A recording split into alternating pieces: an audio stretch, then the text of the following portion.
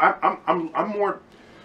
I detach myself more from that battle than you do. You are in the front lines, and I'm way in the back line watching you do this, and I'm saying sometimes people just want to feel rather than think. Yes, I keep pushing back to the evolutionary origins of this, and when you have to survive in a hostile environment, it may be that you do need a certain amount of illogical Gut.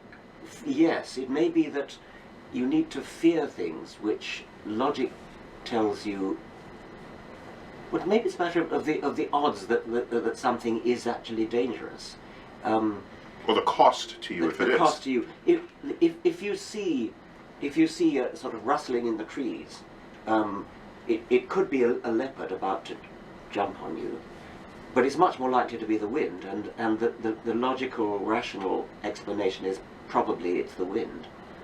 But when your survival depends upon the remote possibility, well, not remote, the rather lower probability that it might be a leopard, the prudent thing is to be more risk averse than the statistics justify. Yes, exactly. Yes. Yeah. So okay. So now we have a world where we're prisoners of this sort of genetic molding that has occurred, and now.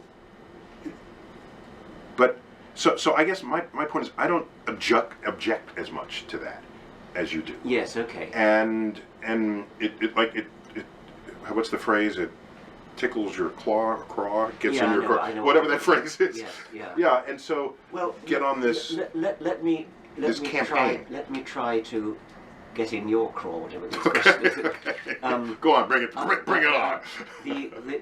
A former professor of astronomy at Oxford told me a story of an American astrophysicist who... Now, I am one of these folks, so I would know these names if you mentioned them, unless they're suppressed. He didn't tell me the name. Okay. And this man writes learned articles in astronomical learned journals, mathematical papers, and the mathematics is premised on the belief that the world is, that the universe is between 13 and 14 billion years old. Mm-hmm. And this man writes his papers, he does his mathematics and everything. He privately believes the world is only 6,000 years old. Well, you may be tolerant of that because you may say, well, as long as he gets his sums right, as long as his paper is well... The research paper, yeah. Mm-hmm. Fine. I would say that man should be fired. He should not be a professor of astrophysics in an American university. And we might differ about that, because you might say, his private beliefs are private, they're nothing to do with me. If he does his astronomy right, then that's okay.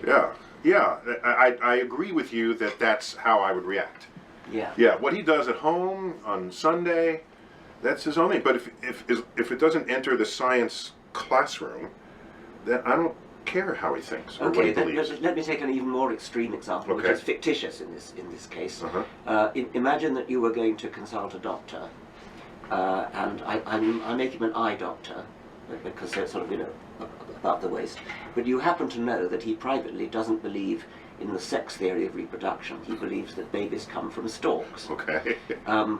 I wouldn't go to that doctor. I'm guessing you would not go to that doctor, Yeah, but I've met plenty of people, especially in America, who say, it's none of your business what he believes below the waist. He's an eye doctor. Is he a competent? Can he repair your cataracts? And I don't think he should be employed in a hospital, because what you're saying about that man is that he's got the kind of mind which is so adrift from reality that even if he's a competent eye surgeon, I don't think he could be trusted. Okay, so you interestingly, you are reacting in the way our ancestors, hearing the rustle in the bushes, are reacting, because most of the time it's wind. Yes. Some of the time it's a leopard, and that's a fear factor. That creates a fear factor that overrides everything else. He's a good eye surgeon. He or she is a good eye surgeon. Right. But there's that lingering risk that the stork theory of reproduction might somehow affect the scalpel. I don't And so you think fear I'm that not sure risk. it needs to affect the scalpel. I think it's something. Okay, so then you object on principle. I think so, yeah. Yeah, not on practice. It's Yes. a principle or thing. the professor of geography who believes in the flat Earth, but otherwise makes perfect globes. Yes, quite. Yes, exactly. There are Okay, such people. so you're a principled person. That's all that means. You think it should be a certain way, and everything surrounding it, even if in practice it doesn't manifest, you kind of want the whole package I think so, to be yeah. consistent. Yeah, I think so. Okay, so now given that, what do you do about it? Because I don't really do anything. You want to change that, and we just admitted together that we are prisoners of this of mystical, magical ways of thinking or illogical ways of thinking, and now you want to change the biological directive of the human mind. And how do you do that?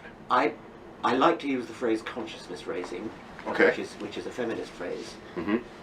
and I mean, it started in the feminist movement. I think that's where I first heard it anyway. And consciousness raising is so we're not, I don't want to be dictatorial and say there should be a law against illogical thinking. I'm not that fascist, but You know what happened if you do pass law? Let's imagine a future where all illogical people had to move to one particular state. would it be wonderful? Yes. No, but that would be the state where like all the music and art would come from, right? All the truly creative I people hope not. are some of the least logical people I've ever met. Yet they create and they make the world a little more interesting. But that's my thing. If that were true, I'd go along with you. I'm not sure that. That's a different issue. Whether or not that's a true fact. Okay, whether all right. So what do you do? Do you want to consciousness raise? Do you have tactics? Because I want a consciousness raise too. So I've got. Let's compare. Okay, I suspect your tactics may be better than mine, because your tactics, I think, are to lead by example. Yes.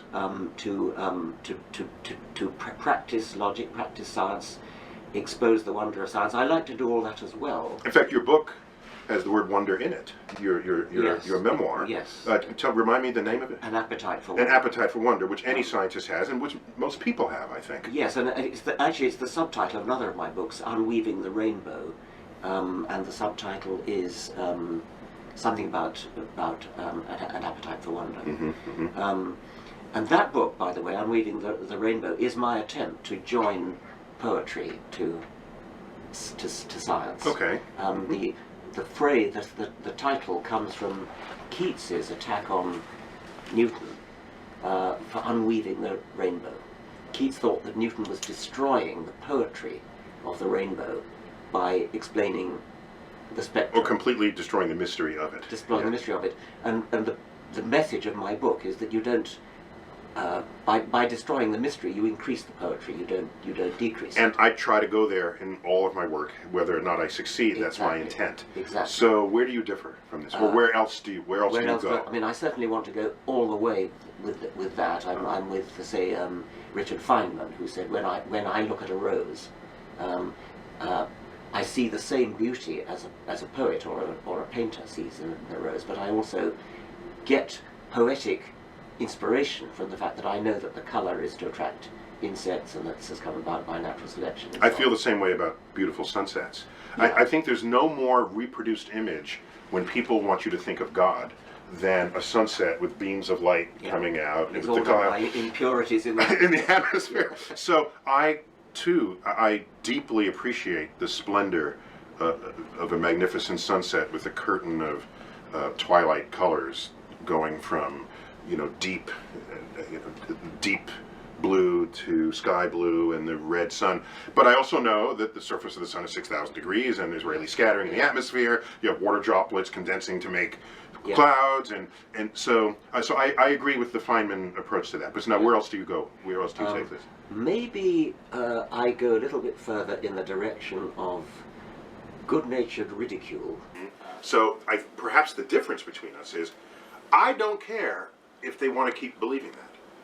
I just care that they stay out of the science classroom. Yeah. Because then it's not science. It's really not science. And there was no tradition of scientists knocking down the Sunday school's door, trying to tell the theologians and the preachers what to teach. There's no tradition. Atheists don't even do that. And so I cry foul when they want to come over. And part of it, I think, is they know that science has a certain cachet, and they want to sort of attach to this. That's what the Templeton Foundation is all. It's founded by Sir John Templeton, the financier, who got fabulously wealthy, and he felt pretty sure that there was some connection between the physical universe and spirituality and God and religion, and so he just wants to explore these intersections. All right.